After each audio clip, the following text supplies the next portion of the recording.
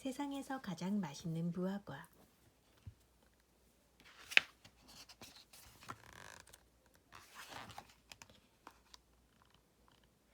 치과 의사 비보 씨는 몹시 까다로운 사람이었어요. 병원은 물론 자기가 사는 작은 아파트도 늘 깔끔하게 청소했지요.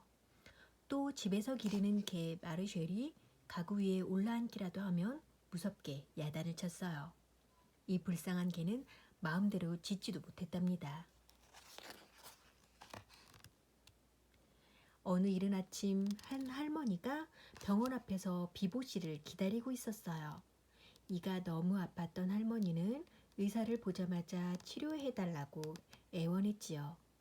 하지만 까다로운 치과 의사는 미리 약속하지 않은 환자는 봐줄 수가 없다며 거절했어요. 그래도 할머니가 끙끙 앓자 비보 씨는 손목시계를 흘끗 보고는 할머니를 병원으로 들어오게 했어요. 잘하면 자투리 시간을 내어 돈을 좀 벌 수 있을 것 같았거든요. 그리고 입안을 살핀 뒤 슬며시 웃으며 말했어요. 이를 빼야 되겠군요. 이를 뽑고 난 뒤 치과 의사는 할머니에게 또 한마디 했어요. 이를 뺀 자리가 아프지 않게 약을 드리겠소. 알터니가 빠지자 기분이 좋아진 할머니가 말했어요. 의사 선생, 내가 돈이 없다오. 대신 돈보다 더 좋은 걸 드리리다. 그리고는 주머니에서 무화과 2개를 꺼내 치과 의사에게 내밀었어요. 비보 씨는 화가 나서 소리쳤어요. 그러자 할머니가 나지막하게 속삭였어요. 이 무화과는 아주 특별한 무화과라오. 선생이 꾼 꿈이 진짜로 일어나게 될 거예요. 비보 씨는 할머니가 미친 것이 틀림없다고 생각했어요. 그래서 손에 든 무화과를 내던지고 할머니를 문 밖으로 밀어냈어요. 할머니는 쫓겨나면서도 약을 달라고 했어요. 하지만 비보 씨는 돈을 제대로 내지 않았다며 약도 주지 않고 할머니를 내쫓았어요. 그날 저녁 비보 씨는 마르쉘을 데리고 공원으로 산책을 나갔어요. 마르쉘은 나무 밑이나 덤불 사이에 코를 대고 킁킁거리기를 좋아했지만 그럴 때마다 비보 씨가 마르쉘의 목줄을 세게 잡아당겼어요. 비보 씨는 잠자리에 들기 전에 꼭 밤참을 먹었어요. 그날 밤 비보 씨는 할머니가 주고 간 무화과 가운데 1개를 먹었어요.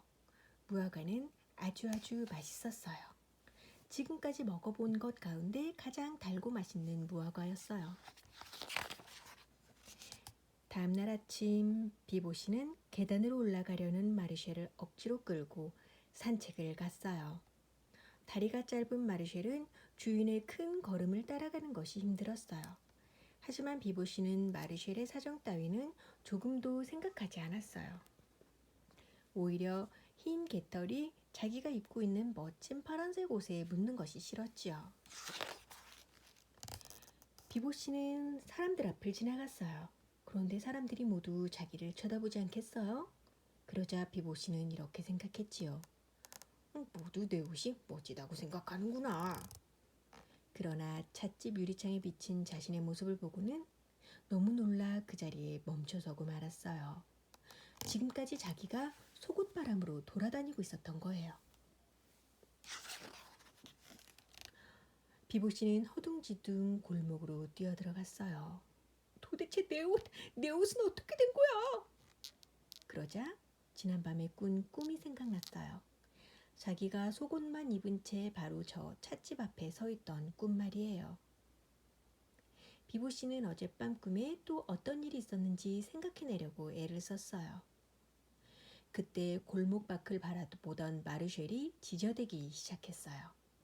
비보 씨는 무슨 일인가 싶어 골목 밖으로 눈을 돌렸지요. 그 순간 잊었던 꿈이 모두 기억나기 시작했어요. 그날 비보 씨가 속옷바람으로 집에 뛰어드는 것을 본 사람은 아무도 없었어요. 파리에 살고 있는 사람들은 모두 고무처럼 축 늘어져 버린 에펠탑을 쳐다보느라 정신이 없었거든요. 비보 씨는 어제 할머니가 한 말이 모두 사실임을 깨달았어요. 그리고 남은 무화과 1개를 어떻게 쓸 것인가 고민하기 시작했지요. 그 뒤 사람들은 에펠탑을 다시 세우느라 몇 주를 보냈어요. 그 사이 비보씨는 원하는 대로 꿈을 꾸는 법을 연구하려고 책을 10권도 넘게 읽었어요. 그리고 밤마다 잠들기 전에 거울에 비친 자기 모습을 보며 이렇게 말했어요. 비보는 세상에서 가장 부자다. 비보는 세상에서 가장 부자다.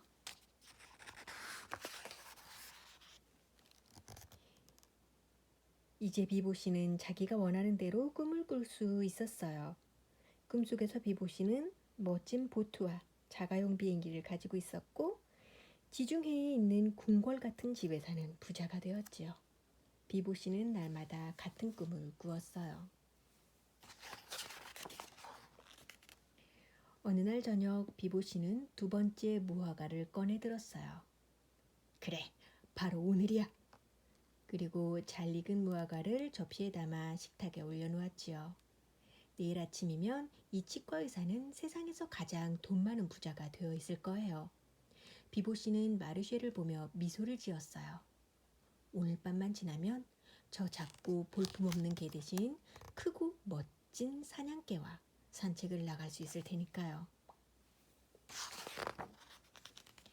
그런데 비보씨가 치즈를 꺼내려고 잠시 식탁에서 등을 돌릴 순간 개 짖는 소리와 함께 접시 깨지는 소리가 들렸어요. 놀라서 돌아보니 세상에 마르쉘이 의자에 올라서서 앞발을 식탁에 올려놓은 채 하나 남은 무화과를 먹고 있지 않겠어요? 비보씨는 소스라치게 놀랐어요.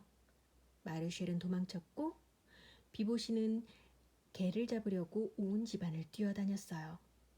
마르쉘이 침대 밑으로 숨어버리자 비보씨는 고래고래 소리를 지르며 화를 냈어요.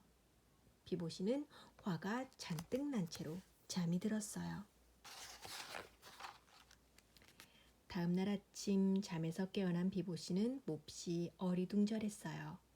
자기가 침대 위가 아닌 침대 밑에서 자고 있었거든요. 그때 갑자기 눈앞에 얼굴이 불쑥 나타났어요. 그것은 바로 자기 얼굴이었어요. 그 얼굴이 말했어요. 자, 이제 산책 나갈 시간이다. 이리 온 마르쉘. 그리고 손이 쑥 들어오더니 자기를 잡아당겼어요. 비보씨는 있는 힘을 다해 소리를 질렀어요. 하지만 개 짖는 소리밖에는 나오지 않았답니다.